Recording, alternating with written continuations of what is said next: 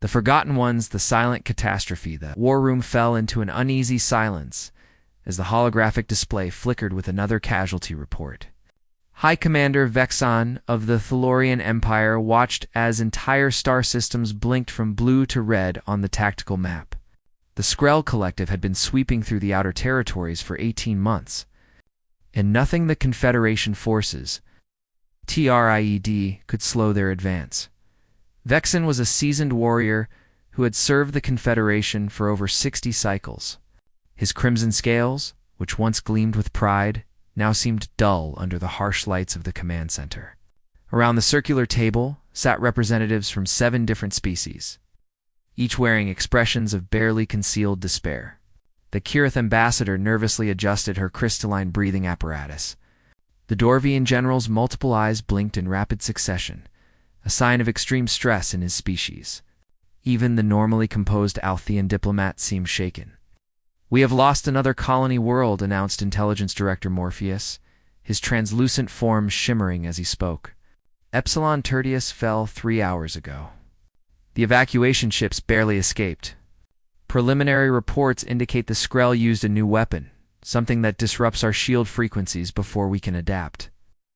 The room erupted in anxious conversation. Vexan raised one clawed hand for silence. The Skrell were not just another hostile species. They were unlike anything the Confederation had encountered in its 3,000 years of existence. They fought with perfect coordination, as if controlled by a single mind. Their technology adapted faster than Confederation scientists could analyze it. Most disturbing of all, they showed no interest in negotiation, territory, or resources. They simply attacked, consumed whatever they needed, and moved on to the next target. "How many ships do we have left in the defensive fleet?"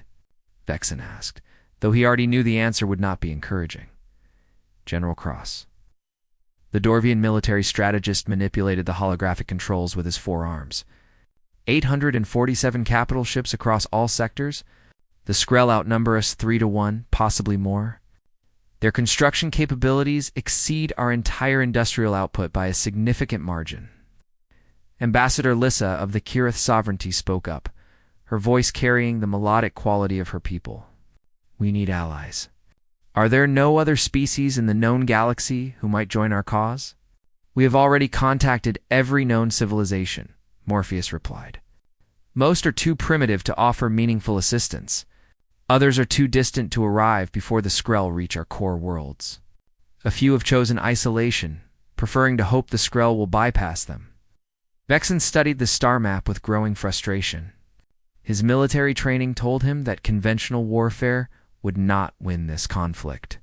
The Confederation needed something unexpected, something the Skrell could not predict or counter. His thoughts drifted to an old memory from his academy days. Professor Thalanis, an ancient Kirith historian, had told stories during late evening sessions. Stories that most students dismissed as mythology. "There might be one possibility," Vexan said slowly. Every pair of eyes in the room turned toward him. "I need access to the central archives. The deepest levels, the ones that contain records from before the Confederation was formed." Morpheus tilted his head, an expression of curiosity rippling across his semi-transparent features. "High Commander, those archives contain mostly legends and unverified accounts. What could possibly help us there?" "Perhaps nothing," Vexan admitted. "But I remember stories from my academy training. Stories about a species that existed long ago. A species that all of our ancestors encountered separately, before we knew each other existed. Every culture has different names for them, but the descriptions are remarkably similar." The Althean diplomat, Elder Sarith, leaned forward with interest. "You speak of the Endurance Walkers. My people's ancient texts mention them as well. They were said to come from a world of such harsh conditions that merely surviving there was considered impossible by any reasonable standard. Dorvian texts call them the Persistent Ones," General Cross added. "Warriors who never retreated, even when victory was impossible. Our historians believe they were mythological figures created to inspire courage in ancient times." Vexan nodded. "Every species in this room has similar stories. The Thalorians called them the Tireless Hunters. What if these stories are not myths? What if this species actually existed?" And if they did exist, Morpheus interjected, they vanished approximately 10,000 standard cycles ago. No records explained why or where they went. Most scholars assume they went extinct, as most species eventually do, perhaps Vexen said. Or perhaps they chose to disappear. Either way, I need to examine those archives. If there is even the smallest chance these beings still exist somewhere, we must investigate. We have nothing left to lose. The council debated for another hour before finally authorizing Vexen's request. 2 days later, he found himself in the deepest level of the Central Archives, accompanied only by Morpheus and a young Kirith researcher named Tellera, who specialized in ancient languages. The archives were vast, containing physical records that predated digital storage technology. Tellera guided them through rows of crystalline data storage units, each containing information thousands of cycles old. She had spent the previous 2 days searching for any reference to the mysterious species Vexen sought. Here, Tellera said, her voice echoing in the cavernous chamber. She activated a viewing pedestal. An ancient text appeared in the air above it. This is a Kirith diplomatic record from 9,712 cycles ago. It describes an encounter with a trading vessel crewed by beings the writer called the soft-skinned endurance runners. Vexen read the flowing script carefully. The description matched what he remembered from his studies. Bipedal creatures with minimal natural defenses, no claws or armor plating, relatively fragile bones. Yet the account described them as formidable traders and occasionally fearsome warriors. The writer noted their unusual persistence in negotiations and their refusal to accept defeat, even in hopeless situations. There are similar accounts from Thalorian military records, Morpheus added, projecting another document. This one describes a border skirmish where a small group of these beings held a strategic position for 36 hours against overwhelming odds. The Thalorian commander noted that they employed tactics he had never seen before, using their environment in creative ways and refusing to surrender even when offered honorable terms. For hours, they reviewed document after document. Each species in the Confederation had encountered these mysterious beings at some point in their ancient history. The accounts were remarkably consistent. These creatures came from a world designated by various names, but the most common translation was simply Earth. They possessed unusual endurance, creative problem-solving abilities, and a psychological resilience that bordered on incomprehensible stubbornness.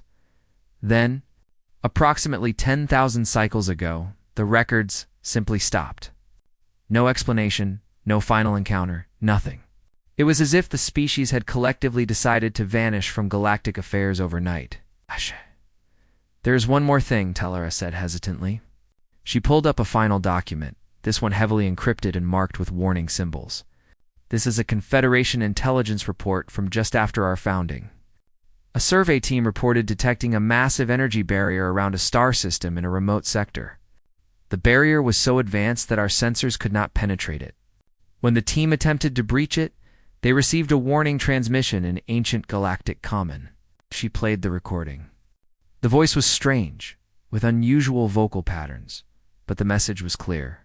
This space is restricted.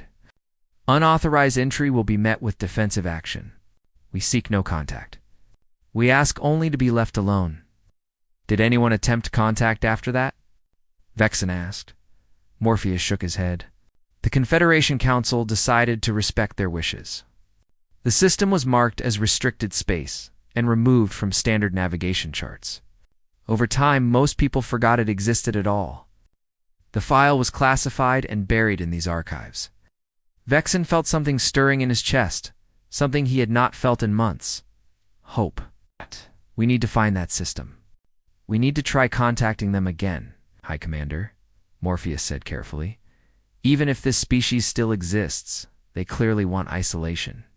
They may refuse to help us. They may even be hostile to our intrusion. I understand the risks, Vexen replied. But the alternative is watching the Confederation burn. If there is even the smallest chance these beings can help us, we must take it. The journey to the coordinates from the ancient report took 6 days. Vexen commanded a small diplomatic vessel accompanied by 2 escort ships. As they approached the sector, their sensors began detecting unusual readings. Space itself seemed different here, charged with energy patterns they could not identify. Then they saw it. A barrier of pure energy surrounding an entire star system. It was beautiful and terrifying, pulsing with power that made their ship's instruments fluctuate wildly. This was technology far beyond anything the Confederation possessed. Send the standard diplomatic greeting, Vexen ordered. Use ancient Galactic common, the same language they used in their warning 10,000 cycles ago. The communications officer sent the message. They waited. Seconds stretched into minutes. Vexen began to think they would receive no response at all. Then a voice came through their speakers. Speaking in perfect, ancient Galactic common, with that same unusual accent from the old recording. Confederation vessel, you have entered restricted space. State your purpose immediately. Vexen stepped forward, addressing the unseen speaker directly. My name is High Commander Vexen of the Thalorian Empire, representing the Galactic Confederation.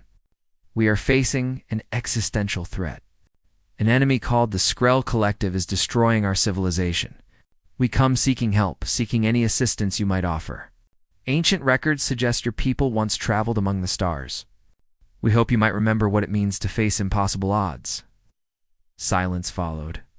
Then the voice responded, and Vexen detected something new in the tone. Curiosity, perhaps. You speak of the Confederation.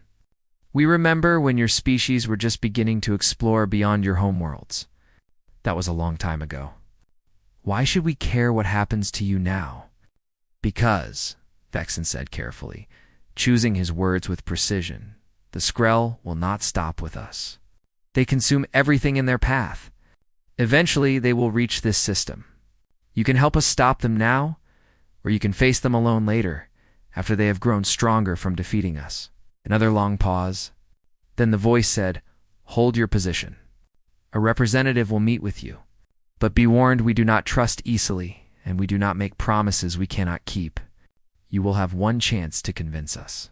Do not waste it. The transmission ended. Vexen looked at his crew, seeing his own mixture of hope and fear reflected in their faces. Somewhere beyond that barrier, the beings from ancient legends still existed. Soon, he would meet them face to face and discover if myths could save the dying galaxy. The awakening the waiting was the hardest part. Vexen stood on the bridge of his diplomatic vessel, watching the energy barrier pulse with rhythmic waves of light. 26 hours had passed since the transmission, and still no representative had appeared. His crew moved quietly through their duties, each lost in their own thoughts about what might emerge from that ancient shield. When it finally happened, it happened quickly. A vessel materialized through the barrier without warning, appearing on their sensors as if it had simply blinked into existence. The ship was unlike anything Vexen had ever seen. It was sleek and dark, with smooth lines that suggested both elegance and deadliness. The whole material absorbed light rather than reflecting it, making the ship seem like a hole in space itself. They are hailing us, the communications officer announced, her voice tight with barely controlled nervousness. Open the channel, Vexen ordered. A figure appeared on the view screen, and Vexen felt his breath catch. The being was exactly as the ancient texts had described. Bipedal, standing roughly 2 meters tall, with smooth skin instead of scales or fur. The face was remarkably expressive, with forward-facing eyes that marked this species as evolved predators. The being wore a dark uniform with insignia that meant nothing to Vexen, but the posture and bearing spoke clearly of military authority. I am Captain Elena Vasquez of Earth Defense Command, the human said, speaking in modern galactic standard with only a slight accent. My government has authorized this meeting. I should tell you up front that we have serious reservations about breaking our isolation. Before we discuss anything else, I need to understand exactly what kind of threat you are facing. Over the next 3 hours, Vexen explained everything. He showed Captain Vasquez recordings of Skrell attacks, tactical analyses, casualty reports, and projections of how long the Confederation could survive. The human watched it all with an intensity that made Vexen uncomfortable. Those eyes seemed to analyze everything, missing no detail, processing information at a speed that rivaled the best Confederation computers. When the presentation finished, Eska sat back in her chair. The Skrell are a hive intelligence. Their tactics suggest a distributed consciousness with rapid information sharing. Your forces have been fighting them like they are individuals making separate decisions, but they are not. They are essentially one vast organism with thousands of bodies. We suspected as much, Vexen admitted, but we have found no way to counter this advantage. They adapt to our strategies faster than we can develop new ones. That is because you are trying to outthink them, Vasquez said. You cannot outthink a hive mind that processes information from thousands of sources simultaneously. You need to be unpredictable instead. You need chaos, not order. Morpheus, who had been observing quietly, spoke up. Captain Vasquez, your species is known in our ancient records for unusual combat philosophies. But the Confederation has survived for 3,000 cycles using disciplined military doctrine. Are you suggesting we abandon principles that have served us well? Vasquez turned her attention to the intelligence director. I am suggesting that your principles were developed for fighting other species like yourselves. The Skrell are not like you. They require a different approach. She paused, seeming to consider her next words carefully. My government will send observers to watch your next engagement with the Skrell. If we believe we can make a difference, we will consider helping. If not, we will return to our isolation. Those are our terms. It was less than Vexen had hoped for, but more than he had expected. We accept your terms, Captain. Thank you. 3 days later, a Confederation patrol fleet encountered a Skrell strike force near the mining colonies of Dravis 4, Captain Vasquez, and 2 other human observers were aboard Vexen's command ship when the battle began. The High Commander watched as his forces executed their defensive formations with practiced precision. Ships moved into overlapping shield configurations, creating layers of protection while their weapons fired in carefully coordinated volleys. For the first 15 minutes, the battle proceeded as expected. The Skrell attacked in waves, testing the Confederation defenses, adapting to each weapon frequency and shield modulation. Slowly, but inevitably, they found weaknesses and exploited them. 2 Confederation ships were destroyed, then 3 more. The defensive line began to buckle. Vexen heard Captain Vasquez speaking quietly to her companions in their own language. Then she turned to him. Hi, Commander. May I offer a suggestion? Please, Vexen said, watching another ship explode on his tactical display. Your ships are fighting as a unified formation. That makes you predictable. The Skrell can calculate where each vessel will be and what it will do based on your standard doctrine. Tell your captains to break formation. Let them fight independently using their own judgment. General Cross, who was coordinating the battle, looked horrified. That would be chaos. Our entire defensive strategy depends on coordinated positioning and supporting fire patterns. Exactly, Vasquez said. And the Skrell have already figured out your strategy. They know what you are going to do before you do it. Give them chaos instead. Let your captains be creative. Let them make decisions that even you cannot predict. Vexen looked at the tactical display. They were losing the battle anyway. What did they have to lose? All ships. This is High Commander Vexen. New orders, break defensive formation. All captains have independent authority to engage as they see fit. Use your own judgment and initiative. Confusion rippled through the fleet. Confederation captains had trained their entire careers to follow coordinated battle plans. But they were also desperate, and they trusted their High Commander. Slowly, the tight formation dissolved. Ships began moving independently, choosing their own targets, creating their own attack patterns. The effect was immediate and dramatic. The Skrell strike force, which had been steadily overwhelming the predictable Confederation defense, suddenly faced 20 different tactical approaches simultaneously. Some Confederation ships charged aggressively, while others hung back and sniped. A Kirith destroyer used an asteroid field for cover, something that would never appear in standard doctrine. A Dorvian cruiser deliberately damaged its own engines to make its movements seem erratic and unpredictable. The Skrell adapted. But now they had to adapt to 20 different strategies instead of one. Their response time slowed. Their coordination faltered. For the first time in 18 months of warfare, The Confederation was winning. "Now hit them with everything," Vasquez said quietly. Before they can fully adjust, Vexen gave the order. Every ship opened fire simultaneously with maximum power. The Skrell force, still trying to process the sudden tactical chaos, took devastating losses. Within minutes, they broke off the attack and retreated, leaving behind destroyed vessels and confused biosignals. The bridge erupted in celebration. It was the first clear victory anyone could remember.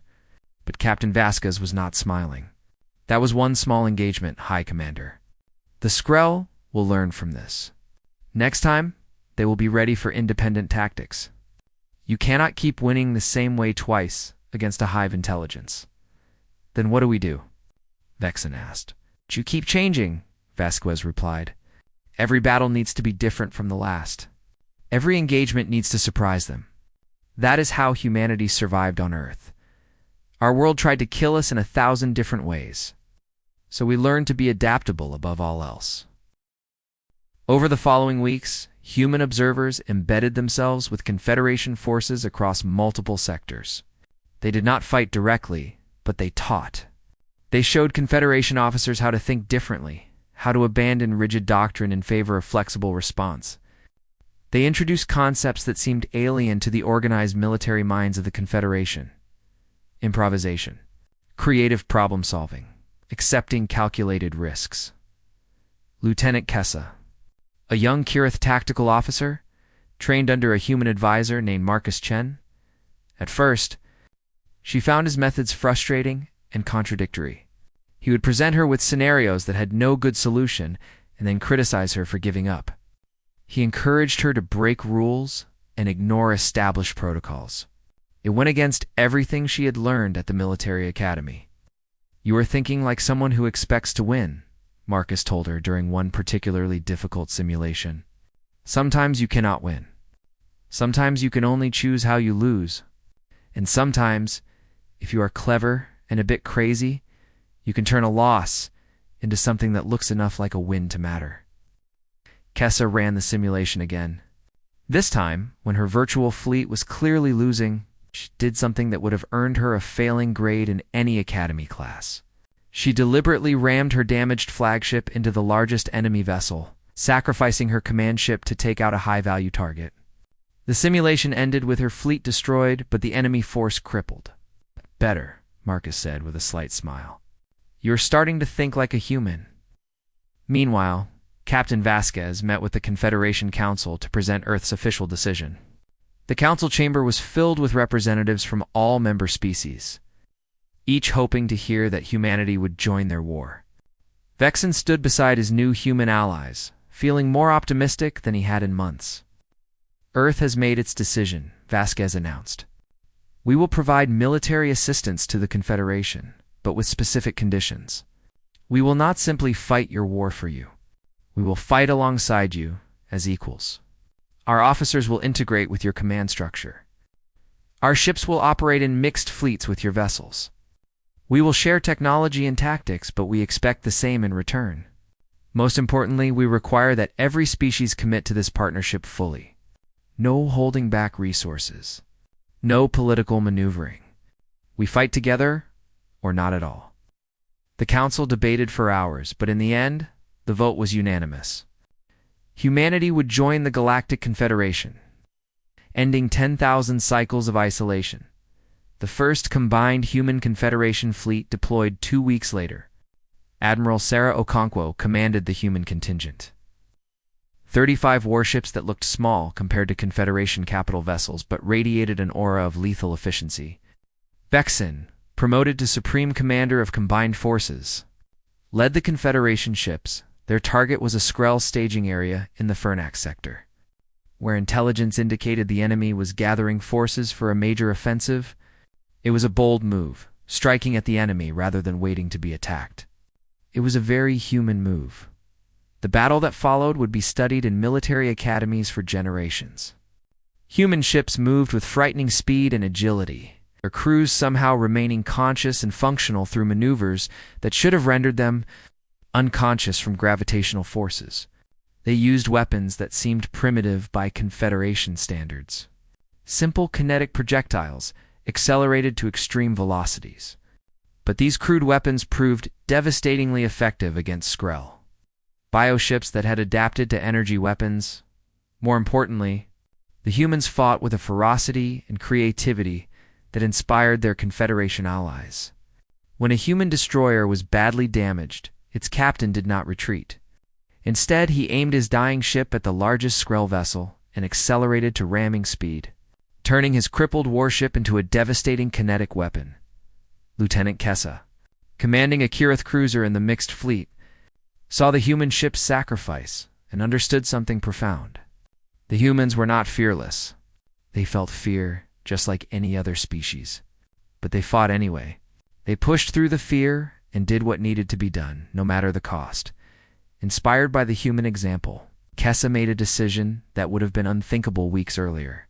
She ordered her ship into a dense asteroid field where the larger Skrell vessels could not follow. It was incredibly dangerous, and regulations explicitly forbade such maneuvers. But she had learned from Marcus Chen that sometimes rules needed to be broken. Her ship took damage from several asteroid impacts, but she emerged on the far side of the field, perfectly positioned to strike at the Skrell command vessel's vulnerable reactor section. Her weapon's fire crippled the enemy command ship, causing chaos throughout the Skrell formation. The battle ended in a clear Confederation victory. The Skrell retreated, abandoning their staging area and losing nearly 40% of their assembled forces. It was the most significant defeat the Skrell had suffered since the war began. As Vexen surveyed the aftermath, he stood beside Captain Vasquez on the bridge of his flagship. "Your people have changed everything," he said quietly. "Not just with your ships and weapons, but with how you think. You have taught us that survival sometimes requires madness." Vasquez smiled slightly. "We call it improvisation, but yes, I suppose it can look like madness. Earth is a brutal teacher. She forced humanity to develop these traits or go extinct. We learned to be stubborn, creative, and just crazy enough to try things that should not work. The ancient records called your people by many names," Vexen said. "The tireless hunters, the endurance walkers, the never defeated. Now I understand why. You simply refuse to lose, even when logic says you should. Especially when logic says we should," Vasquez corrected. "That is when we are most dangerous. Across the fleet, humans and aliens worked together to repair damage and tend to the wounded. Friendships were forming between species that had never met before. Humanity emerged from isolation. Stories were being shared, cultures were blending, and something new was being born from the fire of war. But on the sensors, warning alarms began to sound.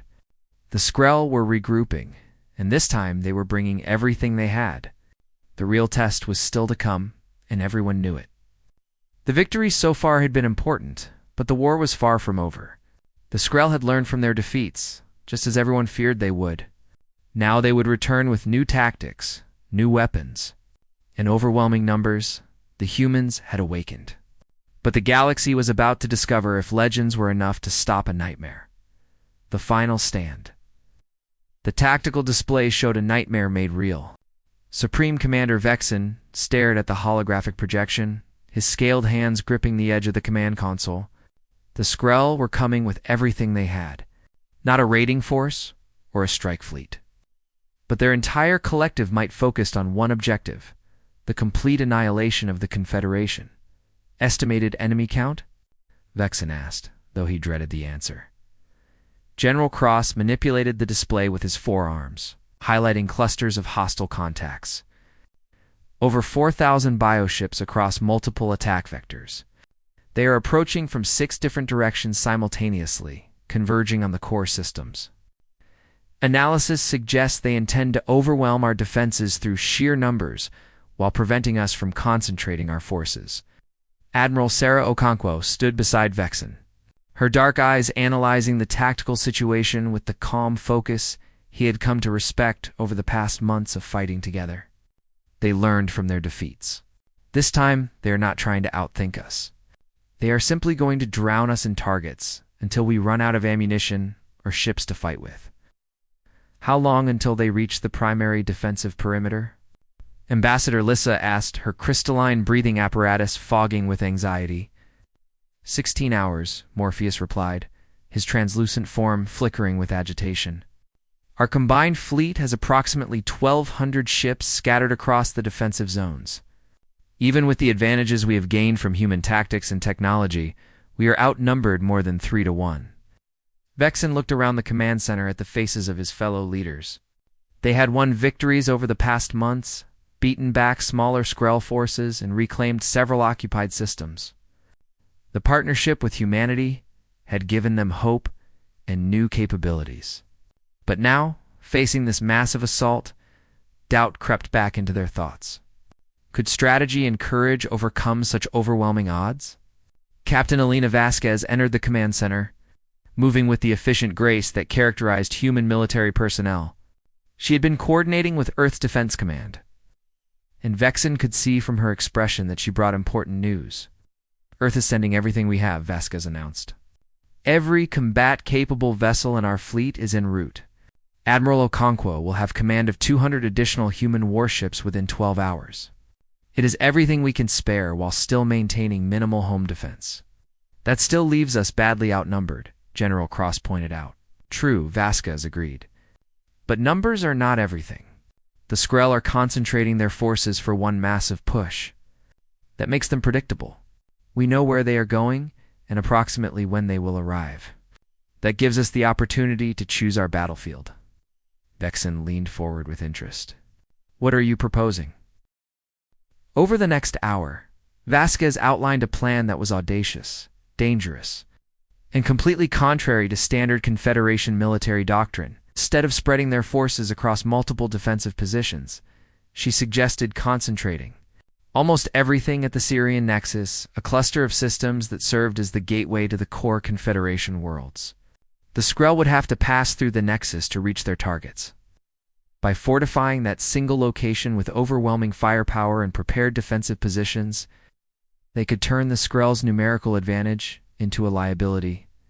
You are proposing we abandon the outer colonies, Ambassador Lisa said, her voice tight with emotion. Millions of civilians live in those systems. We have already begun evacuating non-essential personnel from the outer systems, Morpheus said quietly. The refugees are being relocated to the core worlds. If we spread our forces too thin trying to defend everything, we will lose everything. If we concentrate at the Nexus, we have a chance. The decision was made. Every available ship was ordered to converge on the Syrian Nexus. Engineering teams had 14 hours to prepare defensive positions, mine the approach vectors, and establish overlapping fields of fire. It would be the largest military engagement in Confederation history. And possibly the last. Lieutenant Kessa prepared her ship for the coming battle. Her crew moved through pre-combat checks with practiced efficiency, but she could sense their fear. They had all fought the Skrull before. They knew what was coming. She walked through the corridors of her cruiser, stopping to speak with crew members, offering encouragement where she could. In the engineering section, she found Chief Petty Officer Tomar, a grizzled Dorvian veteran who had served on warships longer than Kessa had been alive. He was supervising last-minute repairs to the shield generators, his forearms moving in perfect coordination. "How are we looking, Chief?" Kessa asked. Tomar's multiple eyes focused on her, and she saw the same fear she felt reflected there. "The ship will fight, Lieutenant. Whether we survive to see tomorrow is another matter entirely. I learned something from the humans," Kessa said quietly. "They taught me that survival is not about the absence of fear. It is about fighting anyway, even when you are terrified. Especially when you are terrified." Tomar made a sound that might have been a laugh. "The humans are insane. That is why we need them." Similar conversations were happening throughout the combined fleet. Human officers and crew members moved among their Confederation allies, sharing their strange mixture of grim determination and dark humor that somehow made the impossible seem survivable. Marcus Chen, the human advisor who had trained Kessa, was coordinating with multiple Kirith crews, ensuring they understood the unconventional tactics they would need to employ. "Remember," Marcus told a group of young officers, "the Skrull expect you to fight with discipline and coordination. So sometimes do that. But other times, do something completely crazy. Keep them guessing. The moment they think they understand your pattern, change it. The The Skrell arrived exactly when predicted. They came through all 6 approach vectors, their bioships blotting out the stars with their numbers. But this time, instead of finding dispersed defensive forces, they could overwhelm piecemeal. They encountered the full might of the combined human Confederation fleet concentrated at the Syrian Nexus. Admiral Okonkwo commanded from the human flagship. Indomitable, a massive dreadnought that represented the pinnacle of Earth's military technology. Vexen stood beside her, coordinating the Confederation forces. Together, they watched as the Skrell forces converged on their position. All ships, this is Admiral Okonkwo. Sarah's voice rang out across every vessel in the fleet. The enemy thinks their numbers guarantee victory. They are wrong. Today we show them what happens when free-thinking beings choose to stand together. Today we teach them that some lines cannot be crossed. All ships engage at will. The battle began with a wave of long-range fire. Confederation. Energy weapons and human kinetic projectiles tore into the advancing Skrell formation. The pre-positioned mines detonated, creating deadly fields of fragmentation that destroyed dozens of bioships. But the Skrell kept coming, accepting losses that would have broken any other force. The first major engagement occurred at the outer defensive perimeter. A mixed squadron of human and Thalorian ships met the Skrell vanguard head-on. Captain Rodriguez commanded the human destroyer Relentless, fighting alongside Captain Vexter's Thalorian heavy cruiser. They had trained together for months and fought in a dozen battles. Now they moved in perfect coordination, covering each other's weaknesses and amplifying each other's strengths. When Rodriguez's ship took heavy damage to its main engines, Vexter positioned his cruiser to shield the smaller human vessel while it completed emergency repairs. When a cluster of Skrell ships tried to flank Vexter's position, Rodriguez used his remaining thrusters to position his crippled destroyer for a devastating broadside that destroyed 3 enemy vessels. Relentless is returning to the main battle line, Rodriguez reported. Engines at 60% capacity, but we are still in the fight. Acknowledged, Relentless, Vexter replied. Your human stubbornness is contagious. My crew refuses to retreat as well. Similar scenes played out across the battlefield. Human. Pilots pushed their fighters through maneuvers that seemed to defy physics, their bodies enduring gravitational forces that would kill most species. Confederation captains abandoned centuries of military doctrine to embrace the chaotic creativity that humans had taught them. Ships that should have withdrawn to repair instead pressed their attacks. Crews that should have been incapacitated by fear instead found courage in the presence of their human allies who simply refused to acknowledge the possibility of defeat. Lieutenant Kessa found herself in command of an improvised task force when her squadron leader's ship was destroyed. She had 6 vessels under her command, 3 Kirith cruisers, 2 Dorvian destroyers, and 1 human corvette commanded by Lieutenant James Park.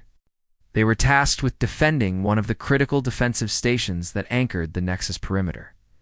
The Skrell threw wave after wave of bioships at their position.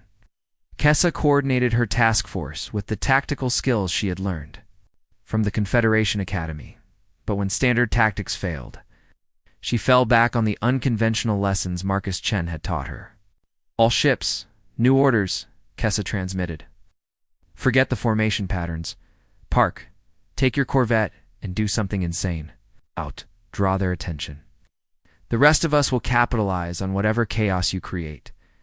Define something insane, Park replied, and Kessa could hear the smile in his voice. Use your judgment, I trust you. Park's corvette accelerated directly toward the largest concentration of Skrell ships, weaving through their formation at suicidal speeds. The Skrell focused their fire on the audacious human vessel, trying to swat it from space. Park's ship took dozens of hits, shields flaring and failing, armor ablating under sustained bombardment. But while the Skrell were distracted, Kessa led her remaining ships in a coordinated strike from an unexpected angle. They targeted the Skrell, bioships that served as command nodes, destroying the coordination centers that allowed the hive intelligence to function efficiently. Without their command nodes, the Skrell ships became disorganized. It's easier to defeat in detail. Park's corvette limped back to the defensive station, trailing atmosphere and debris, but still functional. That was either brilliant Or the stupidest thing I've ever done, Park transmitted. Both, Kessa replied. Thank you for the distraction. The battle raged for 18 hours. Ships on both sides were destroyed in terrible numbers. The space around the Syrian nexus became a graveyard of shattered vessels and expanding debris fields. The Confederation lost nearly 400 ships. The human fleet was reduced to less than half its original strength. But the Skrull losses were catastrophic. Their hive intelligence, so effective in previous engagements, became a liability. When human unpredictability and Confederation determination combined to create tactical situations, the Skrull could not process quickly enough. The turning point came when Admiral Okonkwo identified what she believed was the central coordination node for the entire Skrull collective. It was a massive bioship, larger than any they had encountered before, positioned at the center of the enemy formation and heavily protected by layers of smaller vessels. If we take out that ship, we break their coordination across the entire front, Sarah told Vexen. But reaching it means going through the heart of their fleet. Then we go through their fleet, Vexen replied without hesitation. A volunteer force. Assembled. Every ship that could still fight and whose captain was willing to accept a suicide mission. Among them were veterans of the entire campaign, humans and Confederation species fighting side by side. They included Captain Vasquez's cruiser, Lieutenant Kess's battered task force, Captain Vexter's heavy cruiser, and dozens of other vessels. Crewed by warriors who understood they were probably flying to their deaths. Admiral Okonkwo led them personally, commanding from the bridge of the Indomitable. The massive dreadnought spearheaded the assault, its weapons blazing as it carved a path through the Skrull formation. Ships on both flanks created a protective corridor, sacrificing themselves to keep the lane open. Captain Rodriguez's destroyer, already heavily damaged, rammed a cluster of Skrull bioships that threatened to close the corridor. The Relentless exploded in a brilliant flash, but the path remained open. A Kirith carrier, deliberately positioned, itself in the path of a Skrull bioweapon, saving 3 other ships, but dooming its own crew. The casualties mounted, but the volunteer force pressed forward. They were less than a kilometer from the central Skrull node when the Indomitable took a devastating hit. The Dreadnought's main reactor was compromised. Admiral Okonkwo knew she had only minutes before a catastrophic explosion. All ships. This is Admiral Okonkwo, Sarah transmitted calmly, as if reporting routine information rather than her impending death. The Indomitable is lost. I am ramming the target. All vessels withdraw to minimum safe distance. Admiral, we can get you out, Captain Vasquez transmitted urgently. Evacuate now. Negative, Captain. This needs to be done, and I am the only one in position to do it. Tell Earth that humanity chose well when we decided to stand with the Confederation. Tell them I died doing something that mattered. The Indomitable accelerated, its dying reactor building toward detonation. The massive dreadnought struck the central Skrull node at tremendous velocity, and the reactor exploded milliseconds later. The blast was visible from every ship in the combat zone, a miniature sun that consumed both the human flagship and the Skrull Coordination Center. For a moment, nothing happened. Then the Skrull fleet began to falter. Without their central intelligence, the bioships lost coordination. They started making mistakes, moving erratically, firing on empty space, or even occasionally hitting each other. The hive mind was broken. All ships, press the attack, Vexen ordered, his voice thick with grief for his fallen comrade, but steady with command authority. Do not let their sacrifice be wasted. The combined fleet surged forward. The Skrull, disorganized and confused, began to retreat. For the first time in the entire war, the enemy was running. The battle continued for another 3 hours as Confederation and human forces pursued the fleeing Skrull, destroying as many bioships as possible before they could escape beyond the Nexus. When the last Skrull vessel jumped to hyperspace, fleeing the battlefield, silence descended over the fleet. They had won. The cost had been terrible, almost unbearable, but they had won. 3 days later, memorial service was held at the largest remaining Confederation station. Representatives from every species gathered to honor the fallen. Admiral Sarah Okonkwo's name was engraved alongside thousands of others on the Wall of Heroes. Human and alien names mixed together, united in sacrifice. Supreme Commander Vexen stood before the assembled representatives and spoke in a voice that carried across the crowd. We came to humanity as dying species, begging for help. We found them hiding behind walls, isolated by choice, wanting only to be left alone. They could have ignored us. They could have let us die while they remained safe. Instead, they chose to stand with us. They taught us to fight differently, to think differently, to refuse defeat, even when logic said we should surrender. He paused, looking at the human representatives in the crowd.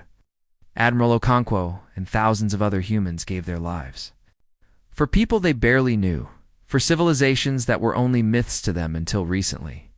They did this because they believed that good people have a responsibility to help when they can. That is not just human philosophy. That is what we must all become if we are to build something better from this war. Captain Vasquez, now promoted to Admiral and Commander of what remained of the human fleet, stepped forward. Earth has decided to maintain our presence in Confederation space. We will not return to isolation. The walls we built to protect ourselves also limited us. We forgot that safety without purpose is just another form of death. You have reminded us of who we are meant to be. In the months that followed, the Skrell did not return. Intelligence reports suggested their collective intelligence had been permanently damaged by the loss of their coordination center. The surviving bioships had scattered across the galaxy, reverting to simpler, less dangerous behaviors. The Confederation began rebuilding. Human technology and construction methods accelerated the process. Mixed crews became standard rather than experimental.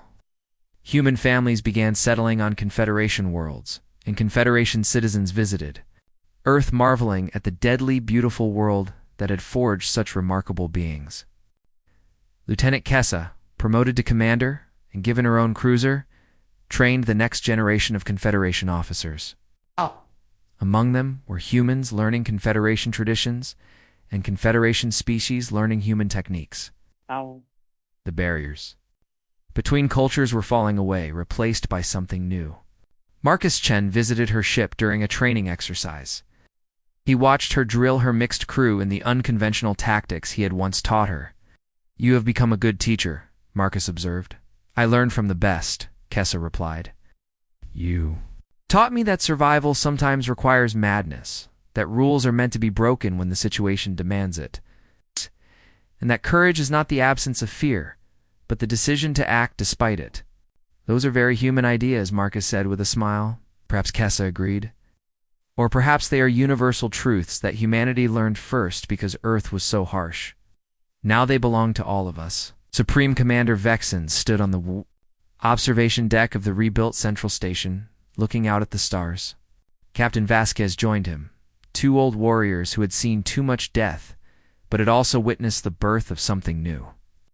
The ancient records called your people many names, Vexen said quietly, but I think we should add one more. The Unifiers. You brought us together in a way diplomacy never could. You showed us that our differences make us stronger when we choose to work together. We only showed you what was already there, Vasquez replied. The potential existed in the Confederation all along. You just needed someone stubborn enough to help you see it. They stood together in comfortable silence, watching ships of a dozen different designs moving through space in perfect coordination. Crews of multiple species working together as if they had always been one people. It was not the galaxy either of them had grown up in, but it was better. Humanity had been a myth for 10,000 years. Ancient stories that most dismissed as legends created to inspire courage, now they were real, walking among the stars again, not as conquerors or saviors, but as partners. The galaxy would face new threats in the years to come, but it would face them united, stronger for the diversity of its peoples and the shared understanding that some things were worth fighting for. The war had changed everything. The price had. It's been terrible, measured in millions of lives and countless tragedies. But from that furnace of fire and loss had emerged something humanity had always believed possible, and had crossed the stars to prove that different species, different cultures, different ways of thinking could come together and create something greater than any of them alone. The age of isolation was over. The age of unity had begun. And at its heart were the humans, the species that had once been only rumors, now standing shoulder to shoulder with their allies, facing the infinite mystery of the cosmos together.